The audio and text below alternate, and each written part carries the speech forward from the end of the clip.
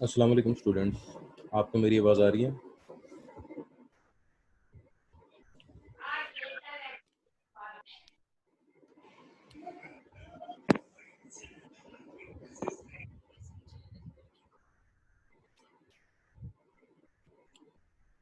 Class जो आज का हमारा लेक्चर है वो है इंटेलेक्चुअल प्रॉपर्टी के बारे में। इंटेलेक्चुअल प्रॉपर्टी, हम लेक्चर स्टार्ट करने से पहले मैं इसका थोड़ा सा आपको कॉन्सेप्ट दे दूं। नॉर्मली होता है ऐसे कि जब आप कोई प्रोडक्ट बनाते हैं तो आप उस प्रोडक्ट को बनाने का तरीका डिस्कवर करते हैं। मिसाल के तौर पे जी आप ऐसे डिज़ाइनर हैं जिसने कोई ऐसा डिज़ाइनिंग या कोई ऐसी आर्ट बनाई है, आपने एक 3D स्कल्पचर बनाया है जो कि लोगों को बहुत पसंद आ रहा है, तो आपने सिर्फ वो एक स्कल्पचर नहीं बनाया, आपने उस स्कल्पचर को या उस 3D पेंटिंग को बनाने का पूरा तरीका ढूंढा है। अब जितने लोगों को आपकी वो तस्वीर पसंद आ रही है या वो 3D स्कल्पचर पसंद आ रहा है, उतने आपकी डिमांड बढ़ रही है। और आपने जहाँ पे पहला अपना प्रोडक्ट बनाया था, आपने उसको लेट्स सपोज 1 लाख रुपए में बेचा, तो जब डिमांड बढ़ेगी तो आप कीमत कम करके और लोगों को ही प्रोडक्ट बेच सकते हैं, लेकिन कोई और वैसा प्रोडक्ट नहीं बना सकता। क्यों? क्योंकि उस प्रोडक्ट को बनाने का तरीका सिर्फ आपको पता है। बेसिकली इंटेलेक्चुअल प्रॉपर्टी वो प्रॉपर्टी है जो कि आपके कॉन्सेप्ट के अंदर एग्जिस्ट करती है। यानी आपने उस चीज़ को वजूद में लाने के लिए जो मेथड, जो टेक्नोलॉजीज, जो तरीक़ेकार इस्तेमाल किए हैं, वो आपकी इंटेलेक्चुअल प्रॉपर्टी है। इंटेलेक्ट होता है जो आपकी सोच से आपने प्रोड्यूस किया। अब इंटेलेक्चुअल प्रॉपर्टी को डिफेंड करना बहुत ज़रूरी है।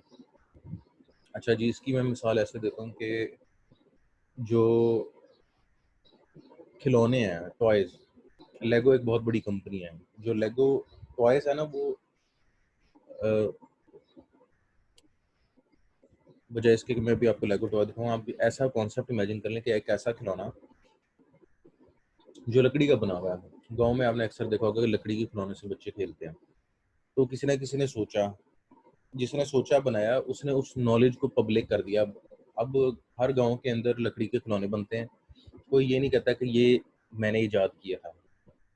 लेकिन अगर आप यही अमेरिका के सिनेरियो में ले जाओ ना, तो जो पहली दफ़ा ईजाद करता है कोई चीज़, वो बजाय इसके कि वो मार्केट में ना प्रोडक्ट लाए, उससे पहले उसके पेटेंट और इंटेलेक्चुअल प्रॉपर्टी को रजिस्टर करवा देता है।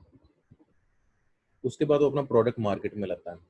तो अगर उस प्रोडक्ट की कोई भी कॉपी मार्केट में आ जाए और बिकना शुरू हो जाए, तो जो प्रोडक्ट का ओनर था, जिसने पहली दफ़ा इसको सोचा था, वो पैसे माँग सकता है उस कॉपी करने वाली कंपनी से। क्यों? क्योंकि ये उसकी इंटेलेक्चुअल प्रॉपर्टी, उसका लीगल राइट था। सॉफ्टवेयर के अंदर भी जब आप सॉफ्टवेयर बनाएँगे, आप अपना सॉफ्टवेयर बनाते हैं और सॉफ्टवेयर बना के आप बेचते हैं, तो बेसिकली वो आपने डिज़ाइन किया, आपने डिज़ाइन करके क्लाइंट को दे दिया। अगर क्लाइंट ये कहता है ना कि ये मेरी रिक्वायरमेंट का डॉक्यूमेंट और ये मेरा प्रोडक्ट है, तो वो आपसे इंटेलेक्चुअल प्रॉपर्टी राइट अब ट्रांसफ़र कराएगा अपने अपने पे। यानी वो कहेगा ये अब ये इंटेलेक्चुअल प्रॉपर्टी मेरी है। अगर वो नहीं करवाता, बनाया आपने है, आपने उसको सोर्स कोड भी दे दिया, आपने उसको जो एक्ज़ी फाइल है वो भी दे दिया है, लेकिन इंटेलेक्चुअल प्रॉपर्टी राइट अगर आपके पास है ना, तो वो उसको आगे नहीं बेच सकता, वो उसकी कॉपी नहीं बना सकता। वो अपने लिए इस्तेमाल कर सकता है क्योंकि आपने उसको बेचा था, लेकिन वो आगे नहीं इस्तेमाल कर सकता।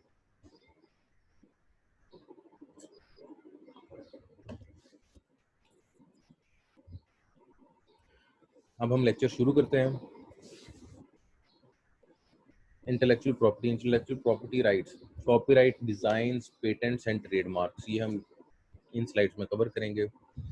Intellectual property, intellectual property is a category of property that includes intangible creation of human intellect and primarily encompasses copyright, patent, and trademark. IP rights can be seen as a package, just as the component of software combine to form a package. Different rights protect different sub-products of a whole product.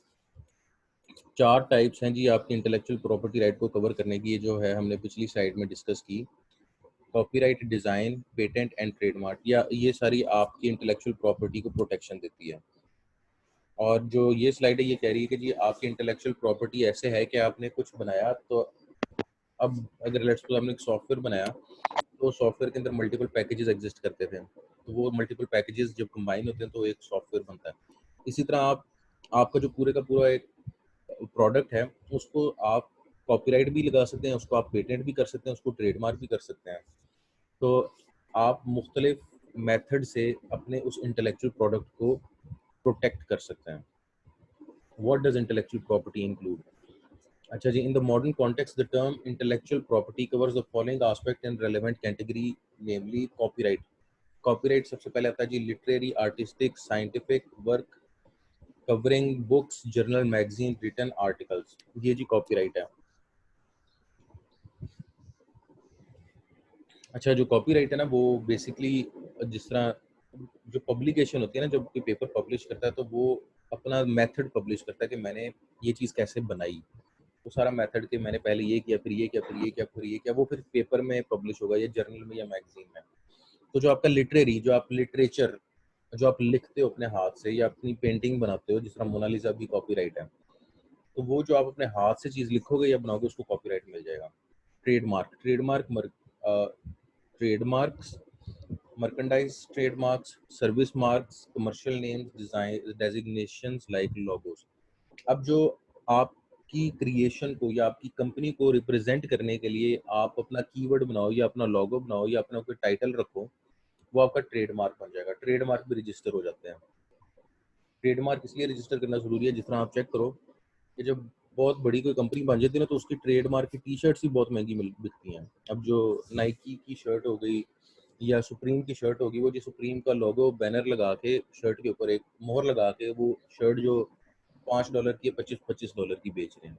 तो trademark register होना ज़रूरी है।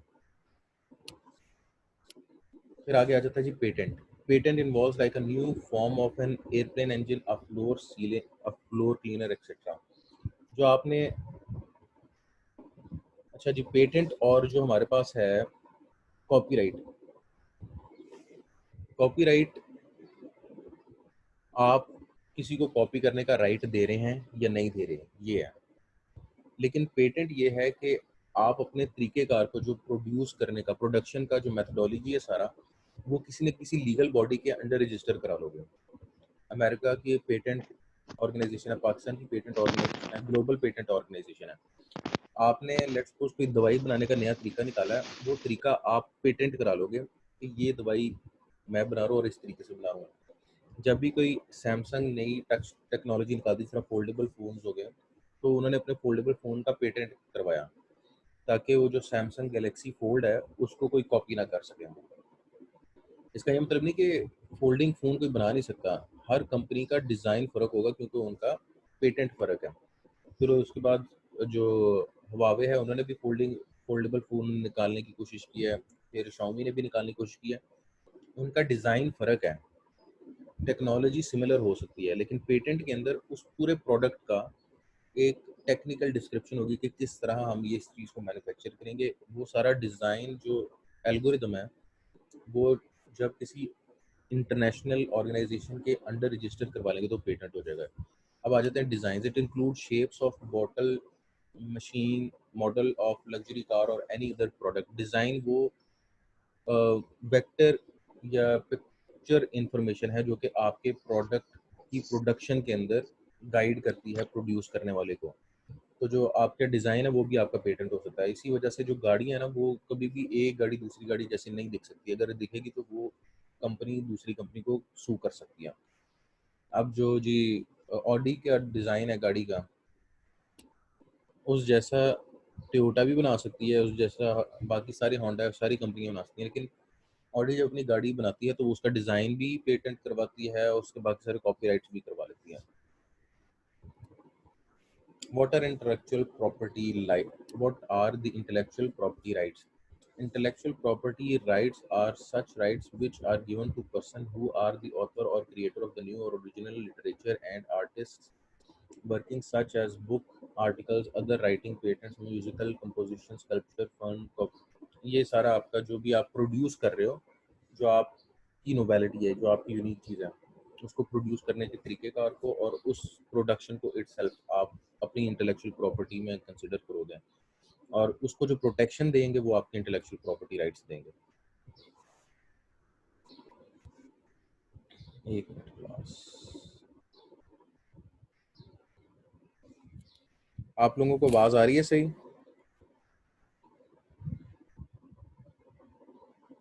आवाज़ ऊंची और clear है कि कम आवाज़ है?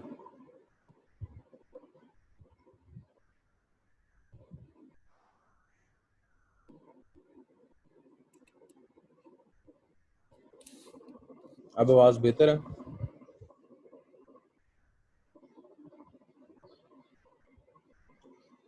अच्छा जी, इंटेलेक्चुअल प्रॉपर्टी राइट्स के बाद है जी necessity of intellectual property rights. Intellectual property rights देना क्यों ज़रूरी है?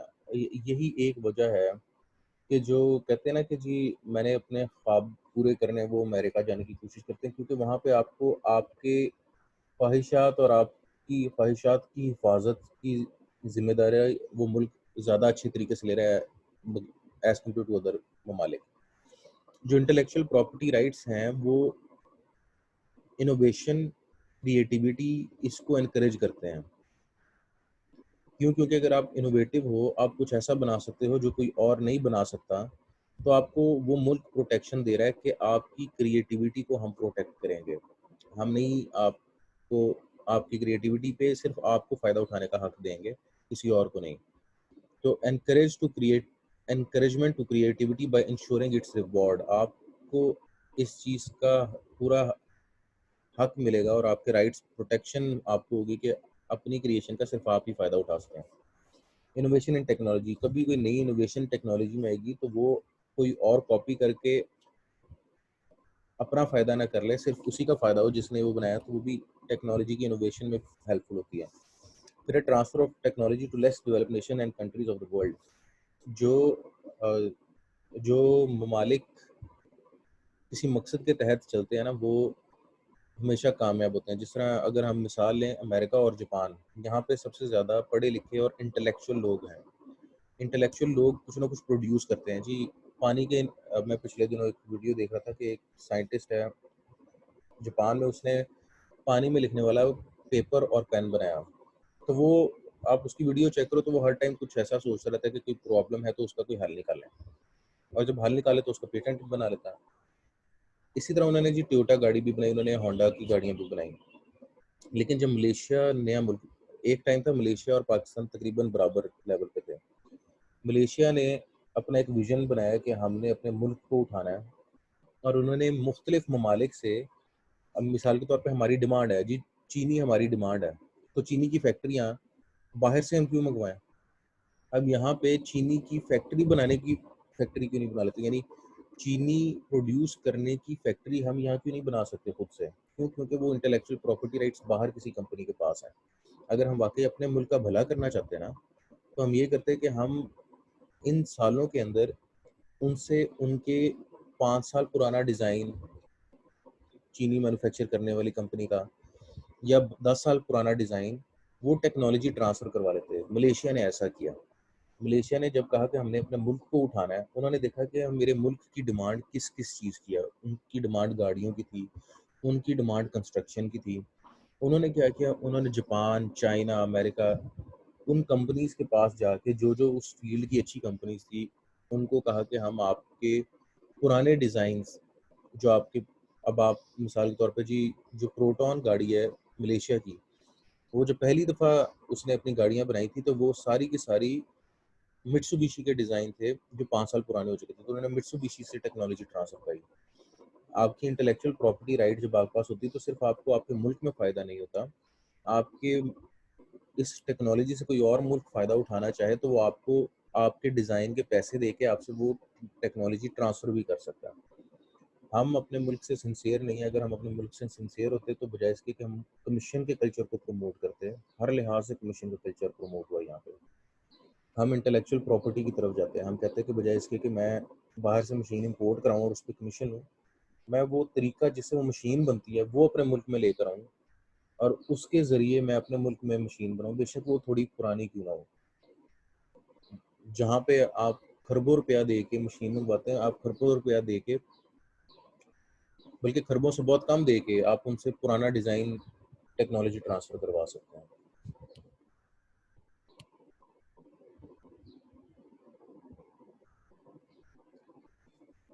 आपके ये स्टूडेंट्स का दोबारा आया इशू, वो कह रहे हैं कि आवाज़ कम आ रही है। देखें, मैं कोशिश तो कर रहा हूँ कि आवाज़ बेहतर हो जाए।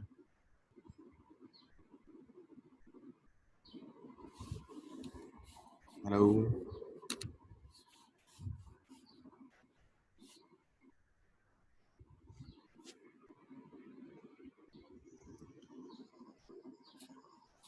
जिनकी भी आवाज़ थोड़ी है वो थोड़ा सा माइक को करीब कर लें कान के, ना सॉरी स्पीकर्स को।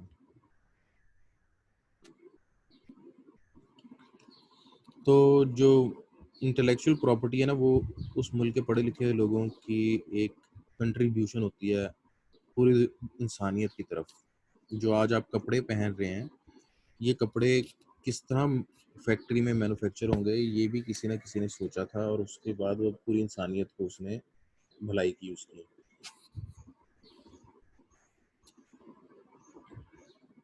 आगे आता है जी world intellectual property organisation.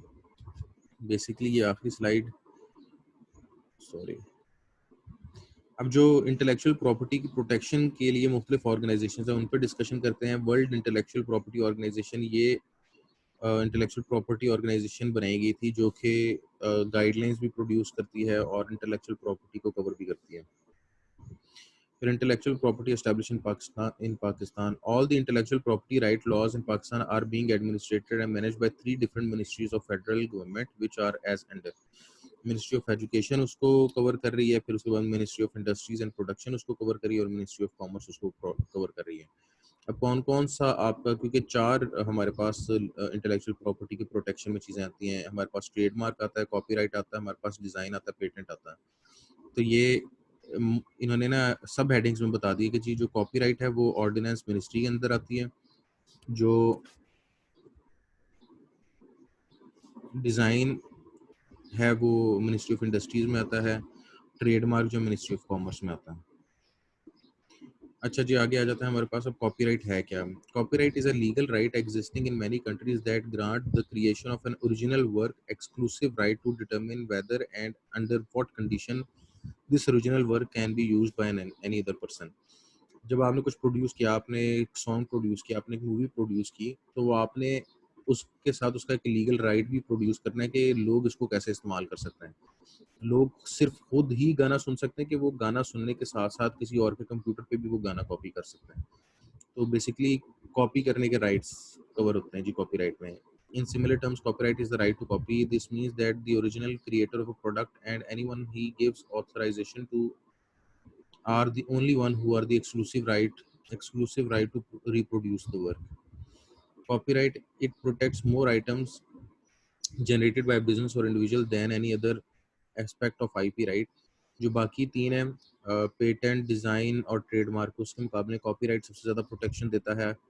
It protects the form in which word, numbers and drawings are laid out. It can transfer protection. It can therefore protect business letters, manuals, design diagrams, computer programs, and different list of examples of customers and suppliers.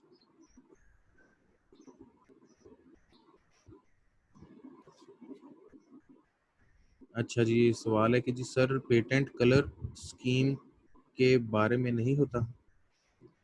Patent नहीं नहीं, वो palette होता है। जो patent जो है वो colour scheme नहीं होती, वो पैलेट्स होते हैं, कलर पैलेट्स होते हैं। कलर पैटर्न्स हो सकते हैं, कलर पैलेट्स हो सकते हैं, कलर पेटेंट नहीं होते।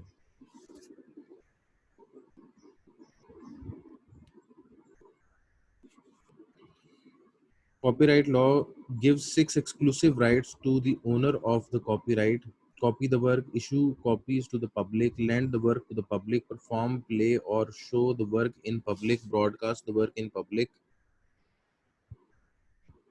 make an adaptation of the work। ये भी copyright में cover होता है जी। Copyright work are the things protected by copyright law. There are 9 different type of work divided into 3 categories जो कि copyright law में cover हो सकते हैं आपके। original literature, dramatic, musical and artwork, sound recording, films, broadcasts and cable programs, the typographical agreement of published editors. जो आपका music है, आपका वीडियो कंटेंट है और आपका रिटन कंटेंट है और आपके डिजाइन्स, ये सारे कॉपीराइट हो सकते हैं. Database and computer programs are also protected by copyright. अगर कोई डेटाबेस का डिजाइन बना रहा है, कंप्यूटर प्रोग्राम बना रहा है, वो भी कॉपीराइट हो सकता है. Who owns the copyright? Computer generated and computer aided work. If a literary, dramatic, musical, or artist work is computer generated, the author is the person to whom the agreement necessary for the creation of the work is undertaken. जो बनाने वाला है उसका उसकी ownership है उसकी. If a work is computer aided, author of the work is a person who designs it with the help of a computer. अच्छा, ये बेसिकली आपको ये बताना चाह रहे हैं यहाँ पे कि एक बंदा है जिसने सब कुछ खुद अपने कंप्यूटर पे बनाया. आपने एक ऐसा डिजाइन अपने कंप्यूटर पे बनाया जिसके बनाने के टाइम आप खुद ही वहां पे मौजूद थे और आप खुद बना रहे थे, तो आप उसके कॉपीराइट ओनर हैं. लेकिन किसी सिनेरियो के अंदर आप किसी कंपनी के अंडर काम करें और कंपनी को ऑर्डर आया और कंपनी ने वो प्रोडक्ट, वो डिजाइन बना के बेचा, तो उसके फर्स्ट कॉपीराइट ओनर आप हैं और फिर सेकंड कॉपीराइट ओनर कंपनी है. What happens when author is an employee? When a literary, dramatic, musical, or artistic work is made by an employee in the course of employment, the employee is the first owner of a copyright work. अगर वो company बाद में भी बेचती है और वो बेशक मुलाजम छोड़ के जा चुका हो, बाद में भी बेचने के बाद अगर कंपनी वो बेच रही है कंटिन्यूसली, तो उसकी जो लॉयल्टी है वो उस फर्स्ट कॉपीराइट ओनर को देगी. अच्छा जी, infringement of copyrights. Infringement is the action of breaking the term of law और the agreement. There are two categories of infringement of copyright: primary infringement, secondary infringement. Infringement है कि जी आपने किसी के कॉपीराइट को तोड़ दिया है. अच्छा जी, सबसे पहले आता है जी primary infringement. Anyone who performs any of the 6 acts that are exclusive for the copyright owner without his consent is liable for primary infringement of the copyrights. It can be committed entirely innocently, so it is not regulated by criminal law. It infringes only the civil rights of the owner. जो copyright के हमने 6 points discuss किए हैं वो ये हैं. इनको अगर कोई भी तोड़ता है तो वो प्राइमरी इन्फ्रिंजमेंट, और प्राइमरी इन्फ्रिंजमेंट जो है ना वो क्रिमिनल लॉ के अंडर नहीं आएगी, क्योंकि ये कोई ना जानते हुए भी तोड़ सकता है, तो ये सिविल राइट्स के अंदर आएगा. सिविल राइट्स के अंदर वो बंदा केस कर सकता है. केस करने के बाद आपको फिर अपॉलॉजी लेटर देना होगा कि जी मुझे पता नहीं था. लेकिन अगर ये साबित हो गया, जिस तरह विंडोज जो है ना वो पायरेटेड बिकती है, अगर ये साबित हो गया कि आपने ना सिर्फ जानबूझ के कॉपी किया और आपने आगे बेची भी है, तो आप फिर क्रिमिनल लॉ के अंदर आ जाएंगे. अच्छा जी, primary infringement action that comes under the category of primary infringement are copying, home taping, adaptation, rental rights. Second infringement. Beside breaching the civil rights of a copyright, the secondary infringement is also account for a criminal offense punishable by a fine or imprisonment. It is designed to catch those who trade in and make profit from the pirated goods. अगर आप window 10 download करके बेचना शुरू कर देते हैं, या कोई भी माइक्रोसॉफ्ट का प्रोडक्ट ऑफिस हो जाए या उसके साथ क्रैक आप देना शुरू कर देते हैं, तो आप सेकेंडरी इन्फ्रिंजमेंट कर रहे हैं और ये पनिशेबल बाय लॉ है. माइक्रोसॉफ्ट आप पे केस कर सकता है और आपको कह सकते हैं हमें इतने पैसे दो. और पाकिस्तान इसको प्रोटेक्ट भी करता है. पाकिस्तान माइक्रोसॉफ्ट को प्रोटेक्ट करता है. आई मीन नहीं, वो हर यूनिवर्सिटीज़ के अंदर आपको ये सर्विसेज फ्री ऑफ कॉस्ट दे रहे, वो यहाँ के लीगल सिस्टम में बड़े स्ट्रांगली इंटीग्रेट हो रहे हैं. Secondary infringement. अच्छा, वैसे अजीब सी बात है, इतनी बुरी मोनोपोली है ना उनकी कि पहले स्टूडेंट्स को ओपन सोर्स टेक्नोलॉजी पे हमेशा डेवलपमेंट करनी चाहिए, लेकिन क्योंकि यहाँ पे कमीशन सिस्टम है, हायर मैनेजमेंट को, हायर टीचिंग स्टाफ को वो बेनिफिट्स देते हैं और बेनिफिट्स दे के कहते हैं जी स्टूडेंट्स को ये सिखाएं.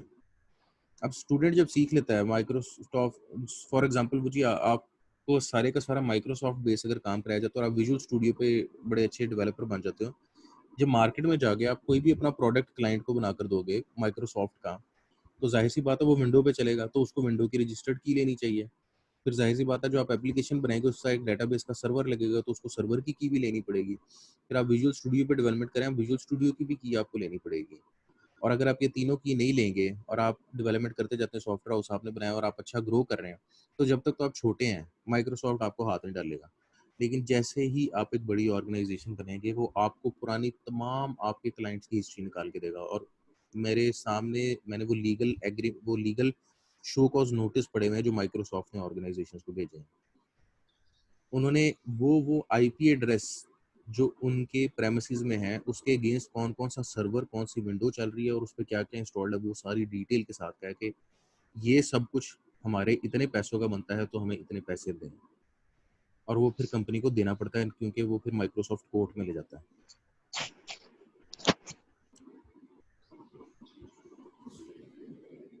Secondary infringement. It occurs when a person imports an infringing copy other than of pirated and domestic.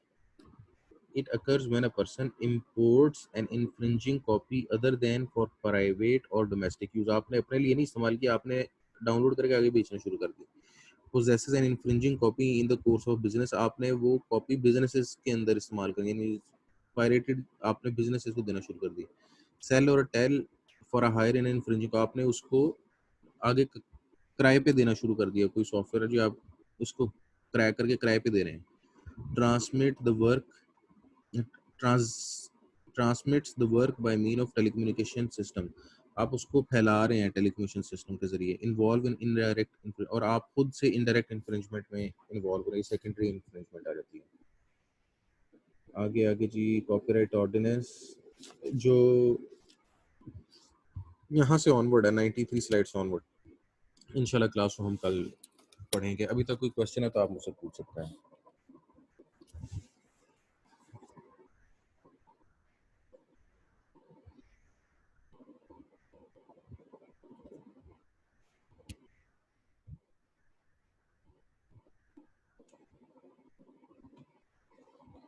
अच्छा जी, सवाल आया है कि जी मैं पेटेंट कब बता दूँ?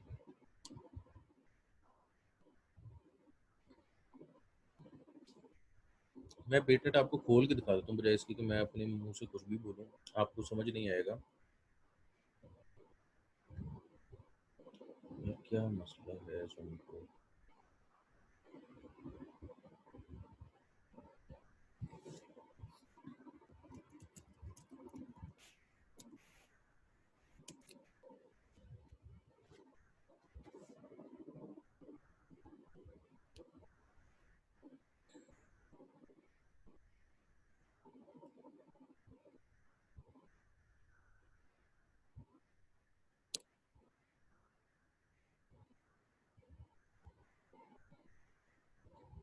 अच्छा जी, ये सैमसंग का जो फोल्डेबल फ़ोन का पेटेंट है ना, ये उसकी उसने डायग्राम्स दिखाई हुई हैं। और पेटेंट हम ना डाउनलोड भी कर सकते हैं। मिसाल के तौर पे scholar.google.com,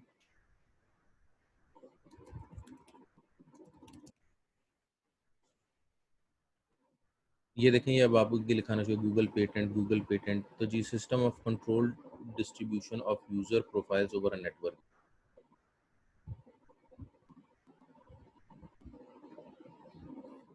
from editors to algorithm, अब वैल्यू ये तो पेपर हो गया। Dynamically providing a news feed about a user. हाँ जी, ठीक है जी, ये एक पेटेंट है, इसको भी हम देख लेते हैं।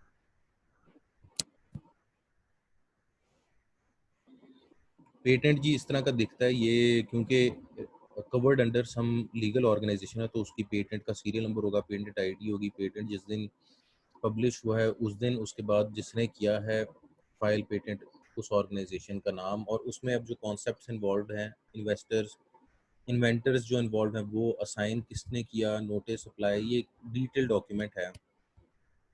ये सारा पहले तो सारे का सारा उसका जो स्कोप है कि जी किसने फाइल किया, किसकी प्रॉपर्टी है, किधर फाइल किया, उधर आ गई ये इन्फॉर्मेशन। फिर उसमें था क्या जी, एब्स्ट्रैक्ट। ये एक पेटेंट है एक ऐसे सिस्टम के बारे में जो कि ऑटोमेटिकली न्यूज़ जनरेट करे। बेसिकली आपकी जो फेसबुक के ऊपर न्यूज़ फीड है ना, जब आप नीचे स्क्रॉल करके जाई जा रहे होते हैं, तो वो न्यूज़ फीड जो आ रही होती है उससे रिलेटेड पेटेंट है। तो इसके अंदर ये स्ट्रक्चर पूरा दिखाएंगे कि जी किस तरह ये इनका नेटवर्क स्ट्रक्चर क्या था, डेटाबेस स्ट्रक्चर क्या था, उसके बाद वो किस किस एक्टिविटी को, किस किस चीज़ को किस तरह रिप्रेजेंट करना चाह रहे थे। मिनी मिनी फीड के ऊपर जी उन्होंने एक फीड रिप्रेजेंट किया है। जिस तरह अब आपका कोई फ्रेंड तस्वीर अपलोड करता है तो उससे रिलेटेड फीड आ गई जी, ग्रैब शेयर ये फीड रिलेटेड कॉन्सेप्ट। फिर ये टैग्स किए हुए, कोड लिखे हुए हैं, इनको एक्सप्लेन करेंगे कि इसका क्या मतलब है जी, इसका क्या मतलब है। हर कोड को एक्सप्लेन करना जरूरी है। ये जो लीगल डॉक्यूमेंट है ना, इसके बाद जिसने ये फाइल किया वो ये क्लेम कर रहा है कि जिस तरह मैंने इम्प्लीमेंट किया ना, वैसे कोई और इम्प्लीमेंट नहीं कर सकता। अभी आपने देखा होगा कि WWDC, अगर कोई एप्पल का फॉलोअर है तो कल परसों WWDC हुई है, जो वर्ल्ड वाइड डेवलपर कॉन्फ्रेंस है एप्पल की। उसके अंदर उन्होंने बहुत बड़ा फीचर डाला है जी, iOS 14 के अंदर अब उन्होंने विजेट्स डाल दिए। विजेट्स जो है वो पहली दफ़ा नहीं उन्होंने डाले, इससे पहले 10-12 साल पहले से एंड्रॉयड डालता आ रहा है होम स्क्रीन पे जो आप विजेट्स डालते हैं, लेकिन उन्होंने वो एंड्रॉयड की तरह इम्प्लीमेंट नहीं किए। चीज़ें आपको सिमिलर नज़र आएंगी, लेकिन कभी भी एप्पल माइक्रोसॉफ्ट की तरह चीज़ इम्प्लीमेंट नहीं कर सकती, और सॉरी, एप्पल एंड्रॉयड की तरह चीज़ इम्प्लीमेंट नहीं कर सकती और एंड्रॉयड एप्पल की तरह चीज़ इम्प्लीमेंट नहीं कर सकता। क्यों? क्योंकि इन लोगों ने पेटेंट फाइल किए हुए हैं। तो जो विजेट्स का पेटेंट है वो एंड्रॉयड ने फाइल किया हुआ है कि हमारा विजेट कैसे दिखेगा। तो अगर वो एग्जैक्ट इम्प्लीमेंटेशन करेंगे एप्पल वाले, तो जो एंड्रॉयड वाले हैं वो कॉपीराइट इन्फ्रिंजमेंट का केस लगा देंगे जी एप्पल के ऊपर, और इनकी आपस में लड़ाई चलती ही रहती है। पिछले दिनों मेरे ख्याल में कोई एक एप्लीकेशन लेआउट के ऊपर इनका आपस में केस चल रहा था कि जी हमारा, एप्पल ने केस किया था सैमसंग पे कि इन्होंने हमारे लेआउट को कॉपी किया, और फिर सैमसंग ने पेमेंट की थी, लेकिन उन्होंने सारी कॉइन्स में पेमेंट की थी तंग करने के लिए। एप्पल जीत गया था वो केस। तो बेसिकली इंटेलेक्चुअल प्रॉपर्टी जब आप डॉक्यूमेंट कर रहे हो तो आप किस तरह उस चीज़ को बना रहे हो, तो वो हम उसको पेटेंट कहेंगे, और पेटेंट जो है वो रजिस्टर होता है बाकायदा। और कोई क्वेश्चन?